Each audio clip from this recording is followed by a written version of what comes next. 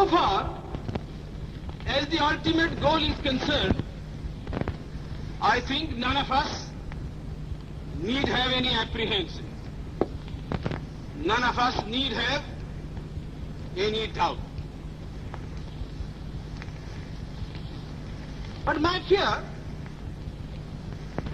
which I must express clearly, is this. Our difficulty, as I said, is not about the ultimate future. Our difficulty is how to make the heterogeneous mass that we have today take a decision in common and march in a cooperative way on that road which is bound to lead us to unity. Our difficulty is not with regard to the ultimate. Our difficulty is with regard to the beginning. Mr. Chairman, therefore, I should have thought that in order to make a start, in order to induce every party, every section in this country, it would be the act of greatest statesmanship for the majority party even to make a concession to the prejudices of people who are not prepared to march together. And it is for that I propose to make this appeal. Let us leave aside slogans. Let us leave aside words which frighten people. Let us even make concession to the prejudices of our opponents. Bring them in so that they may willingly join with us on marching upon that road, which, as I said, if we walk long enough, must necessarily lead us to unity. And if I, therefore, from this place, support Dr. Jaikar's amendment, it is because I want all of us to realize that whether we are right or wrong, whether the position that we take is consonance with our legal rights, whether that accords with the statement of May 16th or December 16th, leave all that aside. This is too big a question to be reduced to the position of mere legality. It is not a legal question. I say leave aside all these considerations and make some attempt whereby those who are not prepared to come will come. Let us make it possible for them to come. That is my appeal.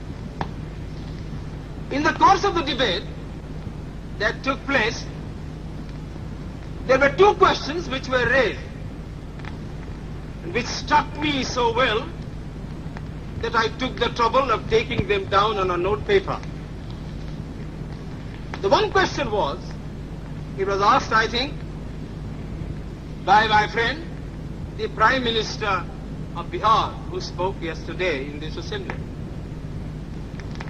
He said, how can this resolution prevent the League from coming into the Constituent Assembly?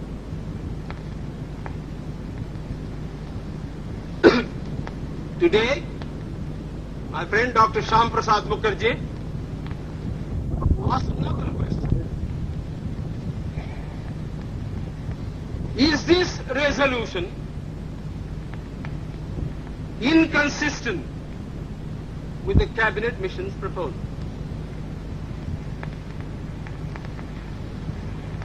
Now, sir, I think they were very important questions. And they I think, ought to be answered. And answered categorically. I do maintain that this resolution, whether it is intended to bring about the result or not, whether it is the result of cold calculation or whether it is a mere matter of accident, is bound to have the result of keeping the Muslim League out. And I'll substantiate what I said. Sir, I invite your attention to paragraph 3 in the resolution, which I think is very significant and very important. Paragraph 3 envisages the future constitution of India. I do not know what is the intention of the mover of the resolution, but I take it that it is a sort of, after this resolution is passed, it will act as a sort of a directive to the Constituent Assembly to frame the Constitution in terms of paragraph 3 of the resolution. What does paragraph 3 speak of?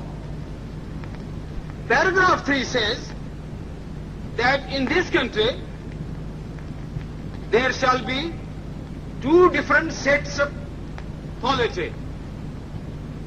One at the bottom, the autonomous provinces or the state, or such other areas as care to join a united India.